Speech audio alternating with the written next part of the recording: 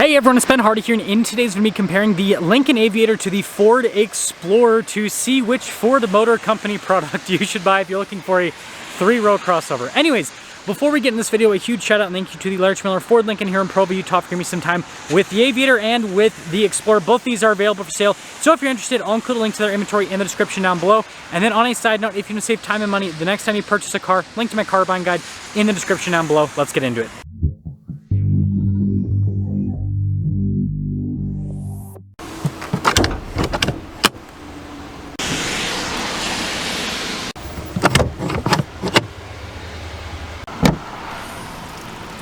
Under the hood of the Explorer is a turbocharged 3-liter V6 that goes through a 10-speed automatic transmission.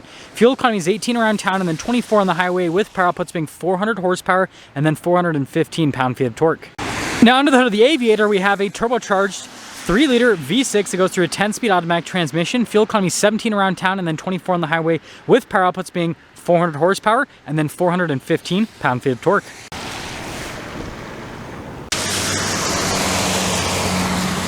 Now, before we go over the front ends, I do want to mention, if you want to see more videos just like this, then I recommend you subscribe because I post content every single day. So starting off with the Explorer, you guys can see it has kind of like a boxier design, especially when you compare it to the Aviator. I mean, look at the hood. You guys can see the raised sections. Of course, we got Explorer there in the center, little ST badge off to the side. But yeah, again, more of like a boxy kind of angular design. Whereas with the Aviator, it's quite a bit more rounded off, especially like the headlights, as you can see, and then look at the grille here as well. But yeah, let me know which look you like more, whether it's Explorer or Aviator. Now we're on the side here with the Explorer. Tire and wheel setup is 275, 45, 21 in the front and over in the rear. And then with the Aviator, it is 275, 40, 22 in the front and over in the rear. So the tire width is the same, but the wheel size is a little bit different. And then look at the Aviator wheels, how it kind of like flows, whereas the Explorer wheels a little bit more chunky, a little bit more aggressive, and then you got the red brake caliper. And this brings us to the side of the Explorer. You guys can see again, those like angular lines continue. So it has this like sportier, kind of like boxier theme with the overall design. Whereas the Aviator, again, it flows a little bit more. I mean, look at the lines, how they're a little bit softer, and look at the door handle too, how those are designed to just kind of flow. Now here are the key fobs. I want you guys to guess which one's the Lincoln and which one's the Ford. That's right, you can't, unless you look at the back of the key fobs. But yeah, they're literally the same exact key fob. Now when it comes to the cargo area, here is the area for the Aviator. You guys can see you've got a little storage thing underneath. You can fold down the third row. You got a little 12 volts back there as well. And comparing that to the Explorer, a little bit different because like notice how there's these like little things off to the side, but we still have the same functionality with folding down the seats. And so although that part's a little bit different, the rest is the same. And then capping things off with the rest of the rears, again, you guys can see with the Explorer, a little bit more angular, whereas with the Aviator, definitely softer with the lines. And then notice with the Aviator, it's got that light bar there on the back, but notice the exhaust tips, you got two on either side, and the Explorer actually matches that as well, so they kind of have that same sporty theme. But yeah, there's our three-row SUV booties. Now taking a look at the door panel here in the rear with the Aviator, you guys can see we've got a sunshade built in, and then just look at the design and the material use here. And then look at the seats too, as well, very luxurious looking. And then if we pop in here, you can see legroom's good. This is a little passenger screen to control stuff like the climate controls here in the back. And then you guys can see here the little center console. It's pretty cool with all like little features you get back here. And then as for the third row, you guys can see the seats back there. Notice here with the legroom in the back, and that's with this seat pushed forward actually, which is quite interesting.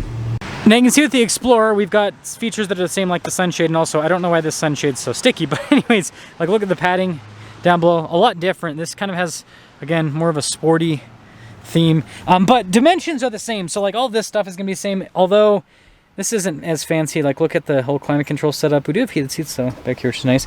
We don't have the fancy center console thing. And then with the third row, again, that is going to be the same as well in terms of space and everything, but a little bit different with the kind of like amenities there on the side, although they're both pretty basic with the material use. Now popping to the front of the Aviator, you can see that beautiful luxury design continues, and then look at the controls here for the seats. You got your memory seat function, all of the window controls, the electronic door poppers. You do have blind spot monitoring with the mirrors. Craziest part though is look at these front seats. Like look at the design down the center. Got our light controls right there, and popping in. Ooh. So notice the two-tone design with the steering wheel, pretty fancy there. And then notice if I press the cruise control, it like illuminates. So they've got some cool party tricks like that. And then you guys saw the gauge cluster. We do have some drive modes we can go through. My favorite is on the other side actually. You've got your excite and your conserve mode that you can go into. But anyways, popping into reverse, got a 360 camera system with this.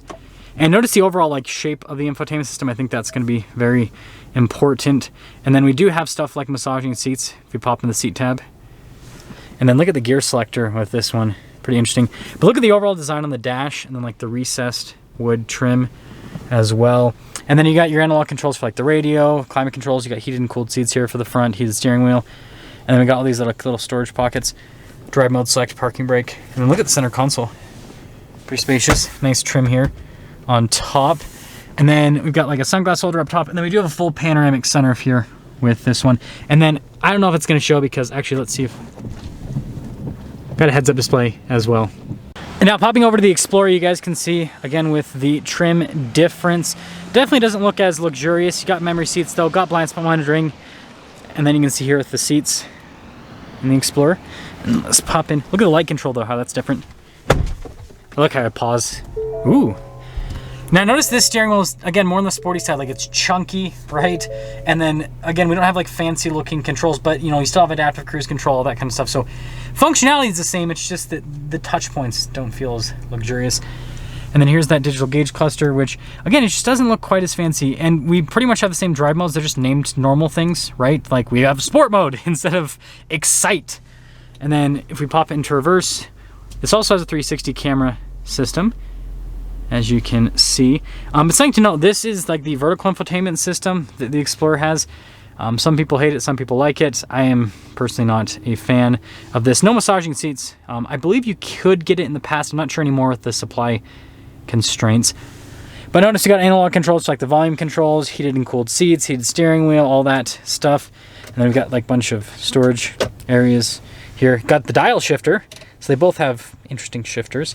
And then notice this has hill descent control, stability control as well, right there. And then cup holders. The center console is different. Got a wireless phone charging pad in front of it. That's interesting. And then look at the trim here on the dash. You can see the difference with the material use. And then this one does have a full panoramic center. So the features are pretty much the same. Now when it comes to pricing, that Explorer ST stickers for $61,000 and this Aviator stickers for $77,000. Let's take them out, drive them, and see which one drives the best.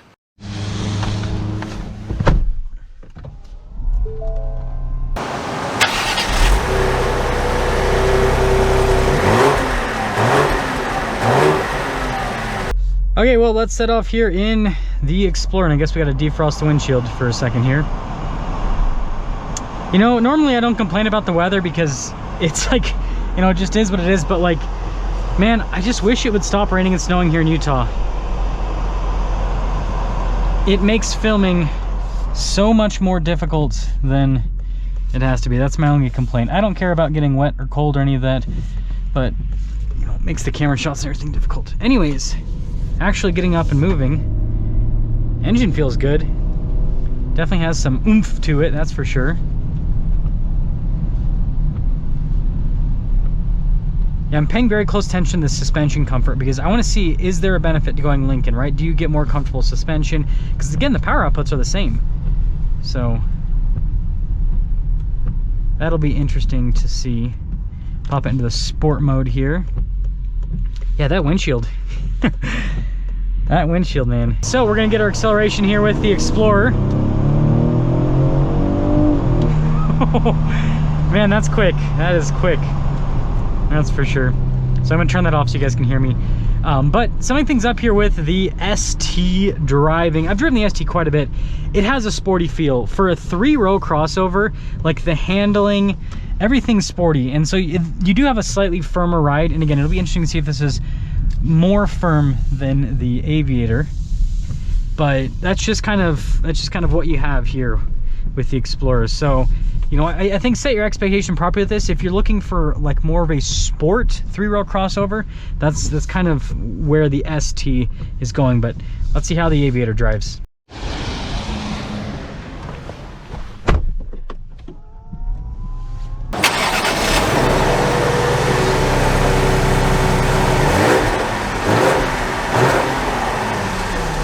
Okay, well, we are going to set off here in the Aviator, and first off, we got to get our massage going on. That's one thing we didn't have over there in that ST. But I'm pretty sure you can get massaging seats in the ST.